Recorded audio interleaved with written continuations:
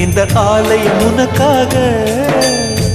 வானில் ஒரு புயல் மழை வந்தால் அழகே என்னை எங்கனம் காப்பாய். கண்ணே உன்னை என் கண்ணில் வைத்து இமைகள் எனும் கதவுகள் அடைப்பேன். சத்தியமாகுமா?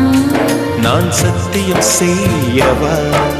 தொடு தொடுவெனவே வானவில் என்னை தூரத்தில் அழைக்கின்ற நேரம்.